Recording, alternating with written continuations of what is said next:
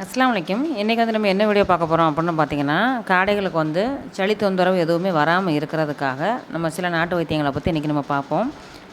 இது வந்து என்ன லிக்விடு அப்படின்னா, இதில் வந்து என்னெல்லாம் நாங்கள் போட்டிருக்கோம் அப்படிங்கிறத இப்போ அந்த வீடியோவில் நாங்கள் என்ன செய்வோம், நாங்கள் வந்து உங்களுக்கு சொல்லி காமிப்போம். நீங்கள் அதே மாதிரி பண்ணி அதை வந்து அரைச்சி நல்லா சாறு எடுத்து என்ன செய்யுங்க, இந்த மாதிரி காடைகளுக்கு வைக்கக்கூடிய தண்ணிகளில் ஊற்றி வைங்க. இது வந்து எப்போ கொடுக்கணும் அப்படின்னா, 15 நாள் ஆன காடைக்கு கூட இதை வந்து நீங்கள் இணையலாம், நீங்கள் தாராளமாக கொடுக்கலாம்.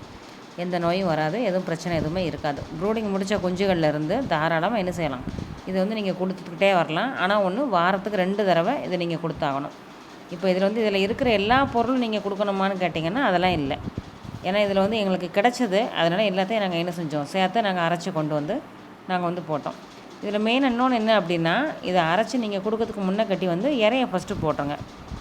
ஏன்னா அப்படி இறை நீங்கள் போட்டுட்டீங்க அப்படின்னா அடுத்து வந்து தண்ணி குடிக்க ஆரம்பிக்கும். ஸோ அந்த மருந்தோட எஃபெக்ட் வந்து என்னையும் டேரெக்டாக அதுக்கு வந்து கிடைக்கும்.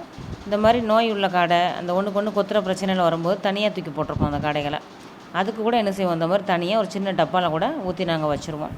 ஏன்னா அதை எந்த அளவுக்கு நோய் எதிர்ப்பு சக்தி உள்ள பொருள் எந்த அளவுக்கு சாப்பிடுதோ அந்த அளவுக்கு அதோட புண்ணு எல்லாமே என்னஞ்சிரும், சீக்கிரமாக ஆற ஆரம்பிச்சிடும். சீக்கிரமாக அதோட ரெகுலரோட லைஃப் எப்போதும் போல் இருக்க ஆரம்பிச்சிடும். ஏன்னா இறை போட்டிங்க அப்படின்னா அந்த தண்ணியை வந்து சீக்கிரமாக என்னையும் குடிக்க ஆரம்பிக்கும். இப்போ நீங்கள் இறை ஃபஸ்ட்டே போட்டுட்டீங்க, தண்ணி அதுக்கப்புறமா நீங்கள் கொடுத்தீங்க அப்படின்னா என்ன ஆகும், உங்களுக்கு வந்து அந்தளவுக்கு வந்து தண்ணி வந்து நல்லா குடிக்காது.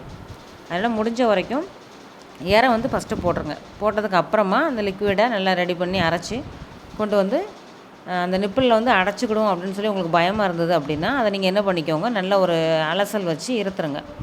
இருத்துட்டு அதுக்கப்புறமா கொண்டு வந்து நீங்கள் என்னஞ்சிக்கலாம், நீங்கள் வந்து தாராளமாக அதில் வந்து ஊற்றிக்கலாம். நம்ம இறைய போட்டுட்டு அதுக்கப்புறமா தண்ணி வைங்க. எப்போவுமே அதுதான் மெத்தேடு வந்து கரெக்டாக உள்ள மெத்தேடு. ஏன்னா நிறையா பேர் வந்து நான் தண்ணி வச்சேன் அது குடிக்க மாட்டேங்குது அப்படின்னு சொல்லி சொல்கிறீங்க. அதெல்லாம் கிடையாது. ஃபஸ்ட்டு இறை போடுங்க. ஏன்னா எப்பேற்பட்ட காடையாக இருந்தாலும் இறை சாப்பிட்டு முடித்த உடனே தண்ணி குடிக்கும். அந்த தண்ணி வந்து உரப்பாக இருந்துச்சு அப்படின்னா அது என்ன அது குடிக்கும்ங்கிறத நீங்கள் அதை நினைக்கவே வேண்டாம். தாராளமாக குடிக்கும், பயப்படவே வேண்டாம். ஃபஸ்ட்டு இறைய போட்டுட்டு அதுக்கப்புறமா நீங்கள் வந்து தண்ணி வைங்க. ஆனால் இந்த வைத்தியம் வந்து எவ்வளோ நாளைக்கு கொடுக்கணும் அப்படின்னா, வாரத்துக்கு 2 முறை கொடுக்கணும். இது வந்து நீங்கள் லைஃப் லாங் நீங்கள் பராமரிச்சுக்கிட்டே வரணும். நிறையா பேர் அது பண்ணுறது ஒரே தப்பு என்ன, இந்த வாரம் செய்வாங்க, அடுத்த வாரம் செய்வாங்க, அதுக்கு அடுத்த வாரம் செய்ய மாட்டாங்க. அது ஒன்று தான் என்ன ஆகும், சில பேருக்கு வந்து பாதிப்பு வந்து காடைகளுக்கு வந்து வரும். ஏன்னா முக்கால்வாசி பேர் நம்ம சொல்கிறத எதையுமே கிளியராக எண்ணைய மாட்டாங்க, பண்ண மாட்டாங்க. கேட்டால் நாங்கள் மறந்துட்டோம், எங்களுக்கு சோம்பேறித்தனம் ஆயிடுச்சு அப்படிம்பாங்க. சோம்பேறித்தனம் இல்லாமல் ஒரு தொழில் பண்ணிங்கன்னா க்ளீனாக இருக்கும். இது வந்து தூதுவளை பழம் நாங்கள் வச்சுருக்க செடியில் கொஞ்சம் வந்து இருந்தது. ஆமாம், அது செடிக்கு நல்ல ஒரு மருந்து தான்னு சொல்லிட்டு அதையும் எடுத்துட்டேன். எடுத்துட்டதுக்கப்புறம் தூதுவளை இலை, அப்புறம் கற்பூரவள்ளி எல்லாத்தையும் கொஞ்சமாக என்ன செஞ்சிட்டோம் அப்படின்னா எடுத்துட்டோம். எடுத்துகிட்டு நல்லா மிக்சியில் வந்து பார்த்திங்கன்னா ஃபஸ்ட்டு கற்பூரவள்ளி இலை, தூதுவளை, பழம் இந்த 3ஐயும் ஃபஸ்ட்டு மிக்சியில் நல்லா தண்ணி ஊற்றி நல்லா அரைச்சிக்கோங்க. நல்லா அரைச்சி நல்லா எடுத்து வச்சுக்கோங்க.